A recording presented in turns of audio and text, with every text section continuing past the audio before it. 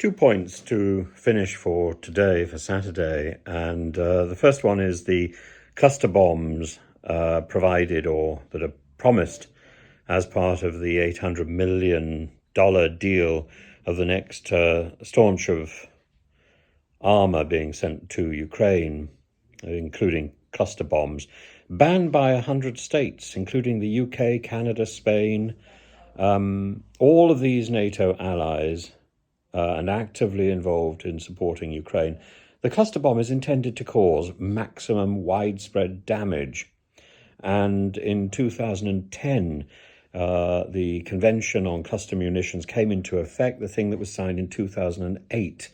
And we ought to have moved on from there. I don't understand how allies led by the US can possibly be let down by the US in such a ghastly way. How can we possibly be encouraging best practice if we are actually advancing some sort of weaponry which we have already condemned?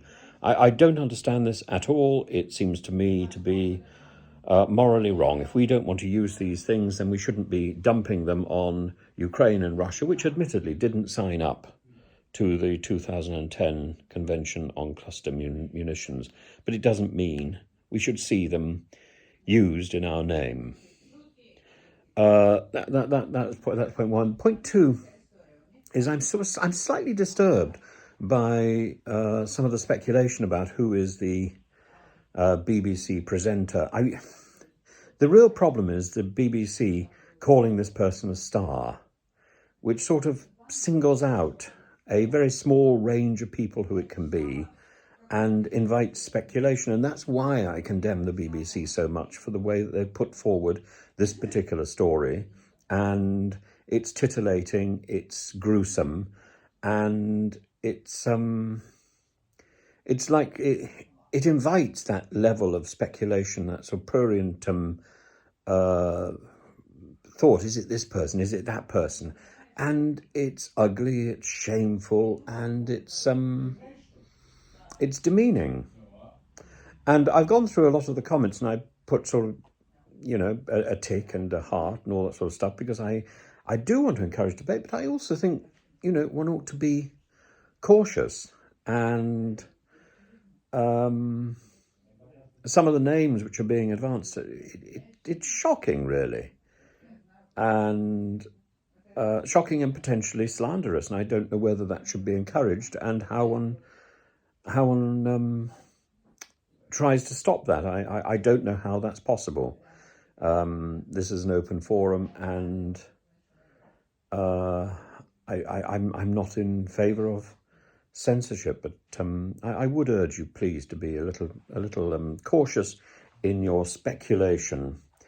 People, even famous people, even stars, have lives and can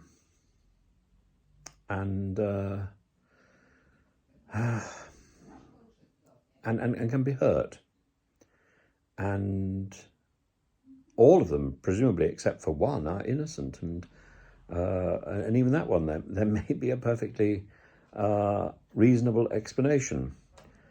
I think it's a shame that the person involved hasn't come forward to offer that explanation and to rule everyone else out, and that may well be why the BBC put out the story, to sort of flush them out.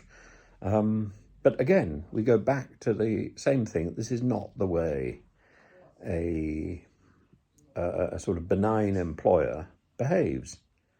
This is salacious and lip-smacking and ugly. And I think it's something that, I imagine it will be over by tomorrow. I imagine the news will out tomorrow. If it doesn't out tomorrow, it'll be out by Monday. And what more can I say? What more can I say? But I think one should err on the side of caution and respect for people who are innocent.